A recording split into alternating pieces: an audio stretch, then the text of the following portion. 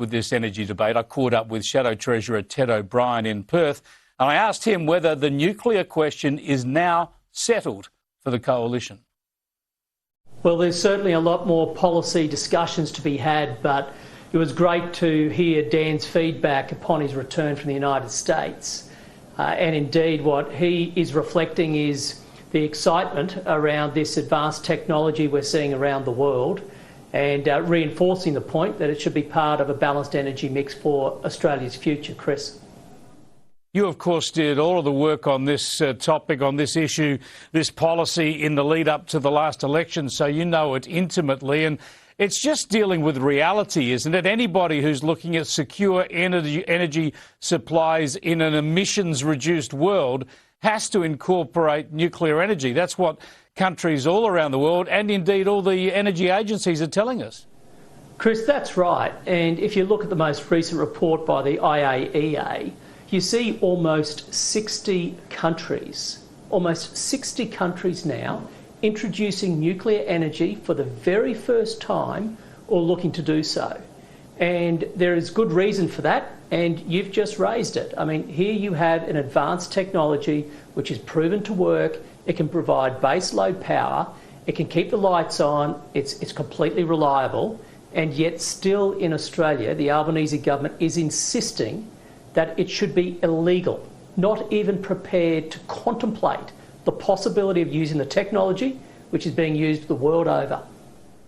Now, this is the point, isn't it? There are so many different ways to enter the nuclear age, if you like. Of course, Australia has a research and medical reactor, has had for decades at Lucas Heights, just south of Sydney. But Labor and others are making the argument that the electorate, voters, gave their judgment against nuclear at the last election. But a couple of points on that. Firstly is it wasn't really a central policy debate during the campaign. I think the coalition shied away from it. But also, you wouldn't necessarily put up that same policy with government-funded major fixed nuclear reactors again, would you? I mean, for instance, one way, a minimalist way to do this is just to get rid of the legal ban, get rid of the ban on nuclear energy and see what proposals private investors come up with. Chris, I laugh when I hear the Labor Party saying they've got a mandate when it comes to their energy plan, or indeed they say that the Australian people have voted on the nuclear question. I mean, they basically locked Chris Bowen in a cupboard for the entire campaign. They didn't allow him to speak because he was scaring people. They have absolutely no grounds to raise that sort of an argument. I think you're right, especially on number one. Lifting the moratorium, lifting the ban has to be the first thing to do. Number two, there is no doubt that we are looking at changing the nuclear policy, but I don't want to preempt in what way that will take place. Dan Tehan's doing a great job at leading the charge in that regard, and there'll be further conversations, of course, among our colleagues. We're determined to get it right, but my personal view has not changed in terms of the need for nuclear to be part of the mix, Chris. Well, let's take up one aspect of what Dan Tehan's spoken about, and that is the whole of this country understands that we've got a new relationship, if you like, under AUKUS, where the United States and the UK and Australia are cooperating when it comes to nuclear-powered submarines. Now, the US and the UK have all the technology, and they're going to share that with us, and that's a great project for this country. So it makes sense, doesn't it, to also look at a similar arrangement, similar cooperation when it comes to civil or domestic nuclear energy? Chris, you are spot on. And if you think of what other countries also have nuclear-propelled submarines, Australia will be the 7th nation to adopt these submarines. All 6 other existing nuclear submarine nations have vibrant civil nuclear programs. In other words, they have nuclear energy. The two sectors work hand in glove. If we want AUKUS to be a success here in Australia, we must have nuclear energy. Not just for the sake of our electricity, our energy needs, for industry and the like, but in order for AUKUS to be a success, nuclear is an absolute imperative from a civil program perspective. All right, I want to come back to your portfolio area now of Shadow Treasury.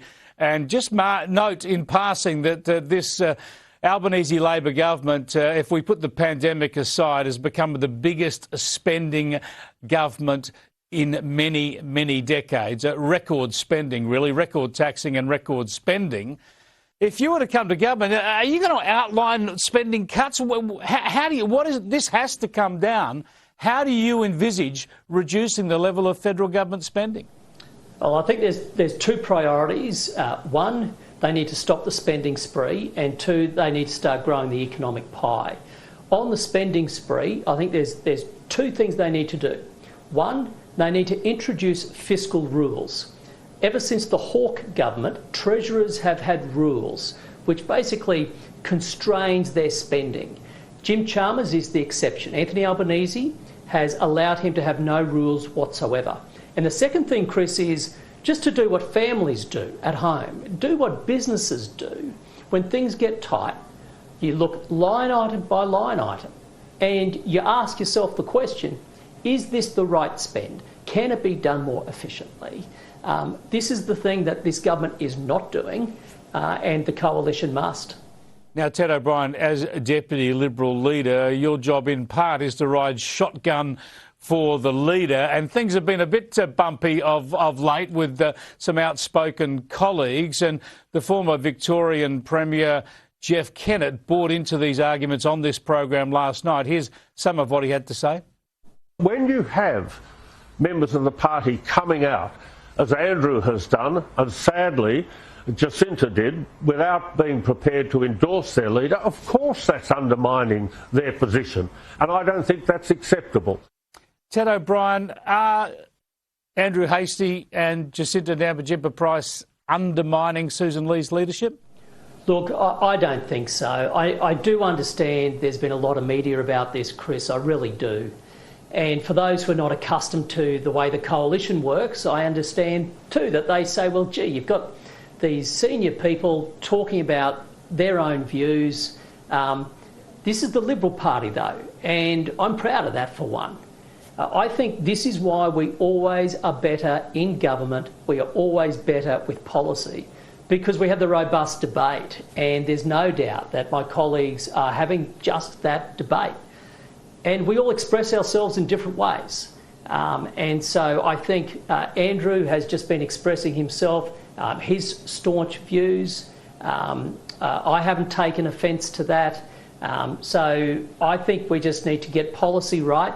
And Chris, that'll take more debate, but it's the only way to get policy right, and that is the Liberal Party way. It's freedom of speech. Yeah, so let's end where we began and get back to the energy and net zero debate. When will the coalition be announcing its new climate energy policy?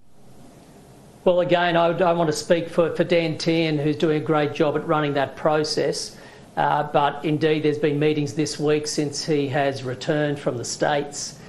So work in progress, but a lot of work is being done, Chris. You can be sure of that, because what we do know is that prices continue to skyrocket, despite Labor's promise of a $275 reduction in household power bills. We now have households paying up to $1,300 more than what Labor promised. The pathway they have Australia on is making us poorer, weaker and more dependent as a nation. There is an alternate pathway, and that's what the coalition's working on right now.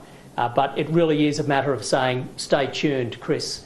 We'll let the process go through. We're staying tuned and we're keen to see. Thanks so much for joining us, Ted. I appreciate it. Understand. Thanks, Chris. All the best.